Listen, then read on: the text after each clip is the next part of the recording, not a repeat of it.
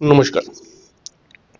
আজকে আমরা গ্রহের দৃষ্টি প্রভাব রহস্য এই বিষয় নিয়ে আলোচনা করব। বিশেষ করে যারা নতুন নতুন জ্যোতিষ শিখছেন বা জ্যোতিষকে বোঝার চেষ্টা করছেন তাদের জন্য আজকের অনুষ্ঠানটি অত্যন্ত গুরুত্বপূর্ণ অনুষ্ঠান। শাস্ত্রকারীরা অনেক সময় বলেছেন যে গ্রহ যেইভাবে বসে রয়েছে সেই ভাব থেকে যতটা না ফল দিতে পারে তার থেকে বেশি দৃষ্টি দিলে ফল দিতে পারে। তাই বিভিন্ন গ্রহ তাদের দৃষ্টি দিয়ে কি রেজাল্ট ক্রিয়েট করে, অর্থাৎ রবি যদি কাউকে দৃষ্টি দেয় বা কোনো ভাবকে দৃষ্টি দেয় তাহলে কেমন ফল হবে, চন্দ্র যদি কোনো ভাবকে দৃষ্টি দেয় কেমন ফল হবে, মঙ্গল যদি দৃষ্টি দেয় কেমন ফল হবে, এই বিষয় নিয়ে আমরা আলোচনা করব। এর সঙ্গে সঙ্গে দৃষ্টিকে কেন্দ্র করে আমরা দু চারটি কথাও বলে নেব। তো আমরা জানি যে প্রত্যেক ভাবের সপ্তম দৃষ্টি, মানে প্রত্যেক গ্রহের সপ্তম দৃষ্টি রয়েছে, অবশ্যই আপনারা সবাই জানেন। কেতুর দৃষ্টি নেই অনেকে বলে, কিন্তু না, কেতুরও যে দৃষ্টি আছে বক্র দৃষ্টি রাহুর মতো, সেটা কিন্তু অবশ্যই ধরবেন। তাহলে কেতু সবসময় রাহুর মতো কিন্তু দৃষ্টি দেয় 5, 7, 9 নম্বর ঘরে, উল্টো দিকে বক্রভাবে। আচ্ছা, রবি চন্দ্রের তো সপ্তম দৃষ্টি রয়েছে, মঙ্গল এক্সট্রা দৃষ্টি রয়েছে মঙ্গলের 4 আর 8 নম্বর ঘরে, 7 নম্বরটা কমন, সব ঘরে সব গ্রহেরই আছে। বৃহস্পতির দৃষ্টি দেয় পঞ্চম আর নবম অতিরিক্ত, সপ্তম তো দৃষ্টি আছে বৃহস্পতির, পঞ্চম নবম অতিরিক্ত দৃষ্টি।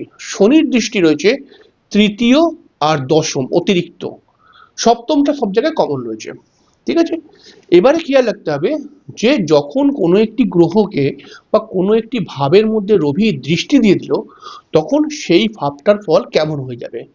প্রথম নম্বর কথা, রবি যদি কাউকে দৃষ্টি দেয় কোনো ভাবকে, তাহলে সেই ভাব থেকে কোনো আত্মীয় যদি বিচার করা হয়, যেমন আমার ভাই বোন হতে পারে বা আমার বাবা মা হতে পারে বা আমার স্ত্রী হতে পারে, তার মধ্যে রবি দৃষ্টি দিয়ে ঊর্জা শক্তি ঢোকাবার প্রবেশ করে, মানে ঊর্জা শক্তি ঢোকাবার চেষ্টা করে রবি। তার মধ্যে একটু বেশি ঊর্জা শক্তি মানে হচ্ছে কি, তার শরীর যে বিশাল মজবুত হয়ে গেল তা কিন্তু নয়, মানে তার মধ্যে একটু আমিত্ব, মানে একটু বেশি জোশ, ঠিক আছে, খুব ভাবনা চিন্তা না করেও আমি পারবো, আমি করে দিতে পারবো, আমাকে কেউ বলতে হবে না, আমি এটা করতেই পারবো, এইরকম একটা ঊর্জা শক্তি দেয়।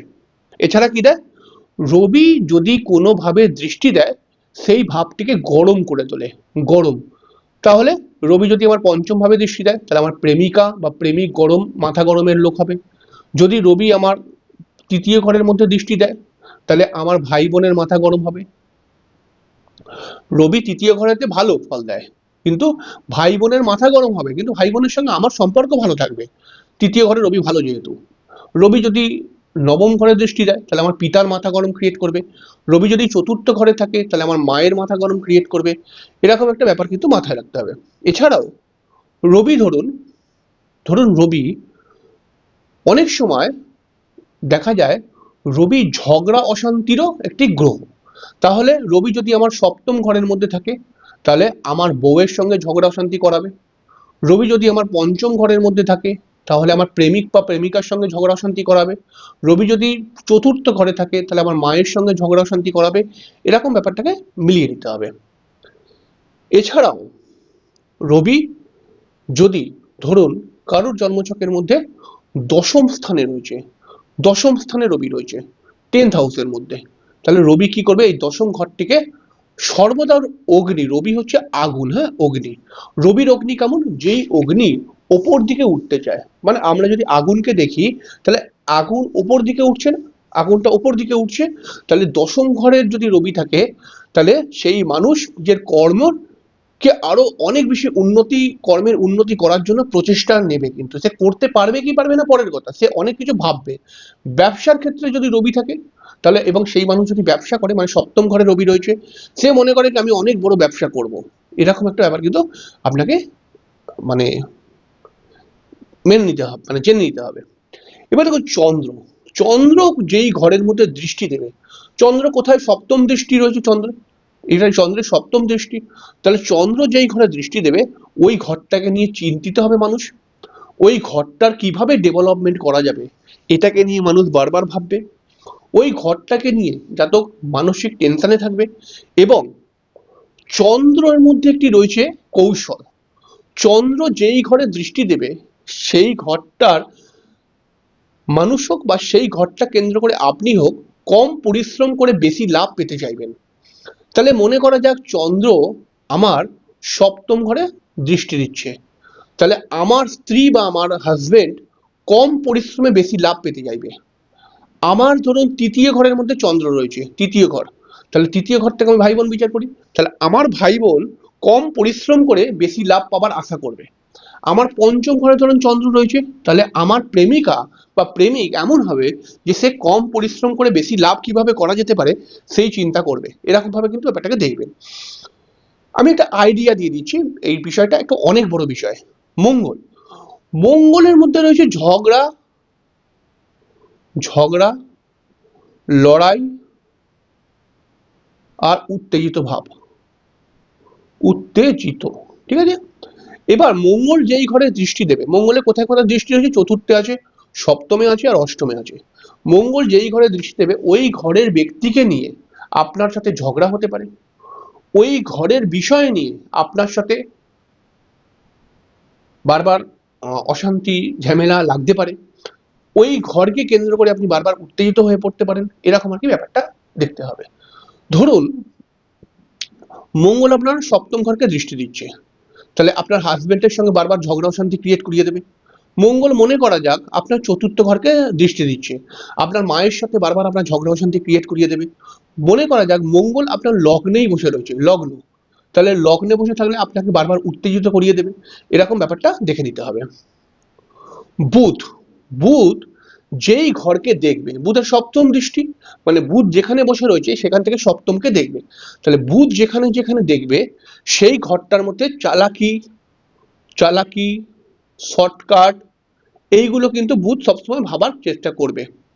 এবং কথা দিয়ে ম্যানেজ, কথা ম্যানেজ, এইটা কিন্তু বুধের মেন ফল।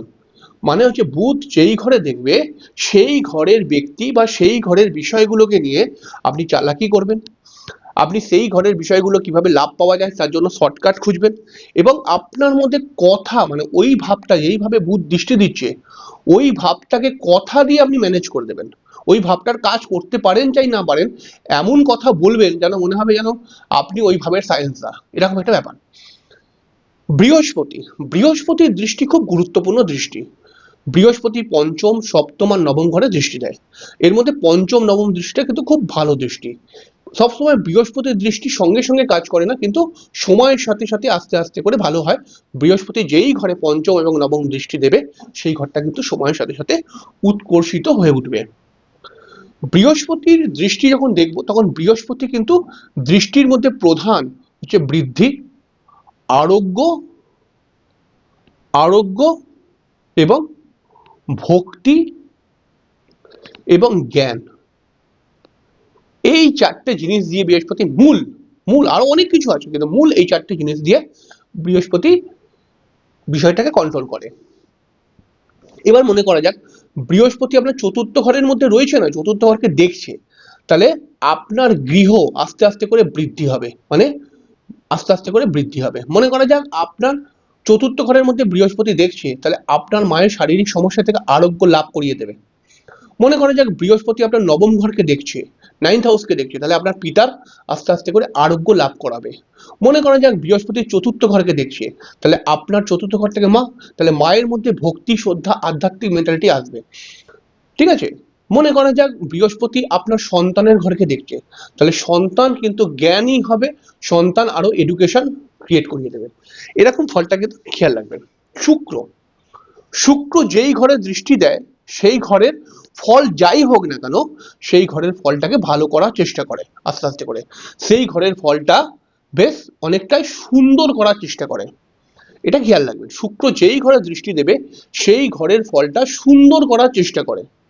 তাহলে সুন্দর করার চেষ্টা করে মানে কি, মানে হচ্ছে অনেক সময় দেখা যায় যে একটা ধরো বাড়িতে, একটা বাড়িতে ধরো একটা বাড়ি রয়েছে অগোছালো বাড়ি, ঠিক আছে, গেলে পরে বোঝা যায় অগোছালো, জামা প্যান্ট এদিক ওদিকে পড়ে আছে, ফুলদানি উল্টে পড়ে আছে, ফুল এদিকে ছিটিয়ে আছে, মানে কোনো গোছগাছ নেই বাড়ির মধ্যে।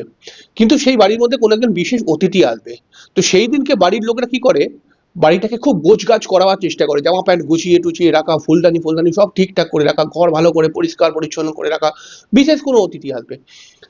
এই যে ব্যাপারটা করলো, ঠিক আছে, এই যে একটা সুন্দর হলো, ঠিক আছে, এই সুন্দরটা শুক্র কন্ট্রোল করছে। তাহলে শুক্র কি করবে, আপনার অগোছালো জীবনকে কিছুটা সুন্দর করার চেষ্টা করবে কিছু বিশেষ বিশেষ মুহূর্তের জন্য, এরকম কাজটা করবে। এটাকে আপনাকে বুঝে ভালো করে এটা দেখে নিতে হবে। শনি, শনি তৃতীয় সপ্তম আর দশম দৃষ্টি রয়েছে, তাহলে শনি যেখানে যেখানে দৃষ্টি দেবে সেখানে সেখানে হানি করার চেষ্টা করবে, সেখানে সেখানে কি করবে, ক্ষতি করবে, সেখানে সেখানে রোগ আনবে, সেখানে সেখানে আলস্য আনবে, এটা শনি করবে।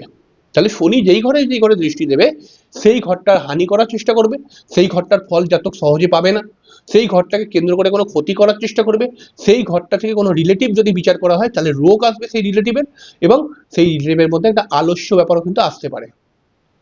এরকম করে ব্যাপারগুলোকে দেখবেন। তো এটা শুক্র জায়গা হয়ে গেল, এটা শনি হবে, এটা শনি। শুক্রের জায়গায় আমি কিছু লিখিনি, শনি, এটা হচ্ছে শনি। এবার রাহু, রাহু আর কেতু প্রায় একই রকম ফল দেয়, কিন্তু এই ফলের মধ্যে কিছু জায়গায় ভিন্ন হয়। রাহু কেতু কি হয়, ভ্রম দেয়, ভ্রম মানে, ভ্রম মানে কি, আমার মনে হচ্ছে ভালো কিন্তু আসলে সেটা ভালো নয়, কিন্তু একজন মানুষ মনে করছে ভালো তার জন্য ছুটছে, কিন্তু লাস্টে গিয়ে দেখলো কি ওটা আসলে ভালো নয়। এই যে ভ্রম, এই ভ্রম দেয় কিন্তু রাহু। রাহু তার সঙ্গে সঙ্গে দেয় কি, রাহু তার সঙ্গে সঙ্গে দেয় যে আমি যেটা মনে করেছি সেটাকে কেউ বদলাতে পারবে না, আমি ওটা করবই, এই ভ্রমটাকে নিয়ে আসে। এবং এই বিষয়কে নিয়ে পারিবারিক অশান্তি ক্রিয়েট করে অনেক সময়। কেতু বাধা বিঘ্নের কারক গ্রহ, যদি আমরা আলাদা করে বলি, বাধা বিঘ্ন, কিন্তু আলটিমেটলি এই ভ্রম দিয়েই কিন্তু ব্যাপারটা আসে। অর্থাৎ বাধা বিঘ্নের কারক গ্রহ, অর্থাৎ ধরুন কেমন একটু বুঝিয়ে দিই, কেতু ধরুন কিছু কাজ করতে যাচ্ছে, সেখানে বাধা পড়ে গেল, তখন কেতু একে বুঝিয়ে দেবে, মানে মানুষকে বোঝায় যে তুই চিন্তা করিস না, বাধা পড়ে গেল তো, ঠিক আছে, তুই, তোকে কিছু করতে হবে না, তুই বাড়িতে বসে থাক, তোর আমি সব ঠিক করে দেবো। এবার আপনি কি বলুন, বাড়িতে বসে থাকলে কি সব ঠিক হয়? আসলে কখনোই হবে না। এইরকম ভ্রম তৈরি করে কেতু। এবারে একটা সাধারণ ধারণা দিয়ে দিলাম। এবারে দেখুন, সবসময় মনে রাখবেন, মিত্র গৃহে, যদি মিত্র গৃহে বসে কোনো গ্রহ দৃষ্টি দেয় তাহলে পারে কিন্তু সেই গ্রহটা কম ক্ষতি করবে, কম ক্ষতি। মিত্র গৃহে যদি কোনো গ্রহ বসে কোনো কাউকে দৃষ্টি দেয়, ঠিক আছে, তাহলে গ্রহটা কম ক্ষতি করে। তাহলে ক্ষতি করে কে, অশুভ গ্রহরা ক্ষতি করে। তাহলে অশুভ গ্রহ যদি তার মিত্র ক্ষেত্রে বসে থাকে এবং দৃষ্টি দেয় কাউকে, কোনো ভাবকে বা কোনো গ্রহকে, তাহলে মিত্র গ্রহটা অল্প ক্ষতি করার চেষ্টা করে। এবারে কোনো গ্রহ যদি নিজ গৃহে, মানে নিজেই বসে রয়েছে নিজের গৃহে, নিজ গৃহে, তাহলে নিজ গৃহে কি, শনির জন্য মকর কুম্ভ, মঙ্গলের জন্য বৃশ্চিক মেষ, রবির জন্য সিংহ, বা অন্যান্য গ্রহ হতে পারে, বৃহস্পতি আপনার ধনু মীন, এরকম বিভিন্ন হতে পারে। নিজ গৃহে যদি বসে গ্রহ দৃষ্টি দেয় তাহলে পারে সেই গ্রহটি দৃষ্টি কিন্তু শক্তিশালী দৃষ্টি, শক্তিশালী দৃষ্টি হিসেবে আমরা গণ্য করব। যখন কোনো গ্রহ নিজের ঘরতে বসে দৃষ্টি দেবে, সেই গ্রহটা যদি ভালো হয় তাহলে অবশ্যই খুব ভালো করবে। আর যদি সেটা খারাপ হয়, গ্রহটা খারাপ হয়, আমার লগ্নের জন্য খারাপ, তাহলে সেই গ্রহটা দৃষ্টি দেওয়ার ফলে কিন্তু খুব বেশি ক্ষতি করার চেষ্টা করবে। এই কথাটা মাথায় রাখবেন। উচ্চ গৃহে, উচ্চ কোথায় কোথায় হয় আপনারা নিশ্চয় জানেন। মকর রাশির মধ্যে মঙ্গল উচ্চস্থ হয়, কর্কট রাশির মধ্যে বৃহস্পতি উচ্চস্থ হয়, মেষের মধ্যে রবি উচ্চস্থ হয়, তুলার মধ্যে শনি উচ্চস্থ হয়। তো উচ্চস্থ কোথায় কোথায় আপনারা হয়তো জানেন। তো উচ্চস্থ গৃহ থেকে উচ্চস্থ হয়ে যদি কোনো গ্রহ বসে এবং সেই গ্রহ যদি কাউকে দৃষ্টি দেয় বা কোনো গ্রহকে দৃষ্টি দেয় বা কোনো ভাবে দৃষ্টি দেয়, তাহলে সেই দৃষ্টি কিন্তু ভালো হবে। হ্যাঁ, সেটা অশুভ গ্রহ হলেও ভালো দৃষ্টি তারা চলে আসবে, যেহেতু সেই গ্রহটা উচ্চস্থ হয়ে আছে। আর নিজ গ্রহ, কোনো গ্রহ যদি জন্মছকে নিচস্থ হয়ে থাকে এবং সেই গ্রহ যে দৃষ্টি দেবে, সেই গ্রহটা আমার জন্মছকের জন্য ভালো হোক বা খারাপ হোক, সেই গ্রহটা নিচস্থ হয়ে গিয়ে দৃষ্টি দেওয়ার ফলে বেশিরভাগ সময় ক্ষতিই করে দেয়, ক্ষতি করে। এই 4টি পয়েন্ট কিন্তু সবসময় দৃষ্টি দেখার সময় মাথায় রাখবেন। তাহলে কি কি বললাম? উচ্চস্থ গ্রহ দৃষ্টি দিলে পারে শুভ ফল হয়, সেটা শুভ গ্রহ হোক অশুভ গ্রহ হোক, যে উচ্চস্থ হয়ে দৃষ্টি দেবে তার দৃষ্টি ভালো হয়। নিচস্থ হয়ে কোনো গ্রহ যদি দৃষ্টি দেয় তার দৃষ্টি কিন্তু বেশিরভাগ সময় ক্ষতি করে। মিত্র গৃহে বসে যদি কোনো গ্রহ দৃষ্টি দেয় তার দৃষ্টি কম ক্ষতি করে। আর নিজ গৃহে বসে যদি কোনো গ্রহ দৃষ্টি দেয় তাহলে তার দৃষ্টিটা কিন্তু শক্তিশালী দৃষ্টি, এই গ্রহটা ভালো হলে পারে ভালো ফল, খারাপ হলে পারে খারাপ দৃষ্টি কিন্তু চলে আসে অনেক বেশি ভাবে। এরকম ভাবে আপনি দৃষ্টিকে দেখবেন, তাহলে বহু প্রশ্নের উত্তর সহজেই বুঝে যেতে পারবেন। যাই হোক, আশা করছি কিছুটা বোঝাতে পারলাম। অবশ্যই চ্যানেলটিকে সাবস্ক্রাইব করে রাখুন জ্যোতিষের বিভিন্ন অনুষ্ঠান দেখার জন্য। পরের দিনকে আমরা আরেকটি অনুষ্ঠান নিয়ে চলে আসবো। নমস্কার।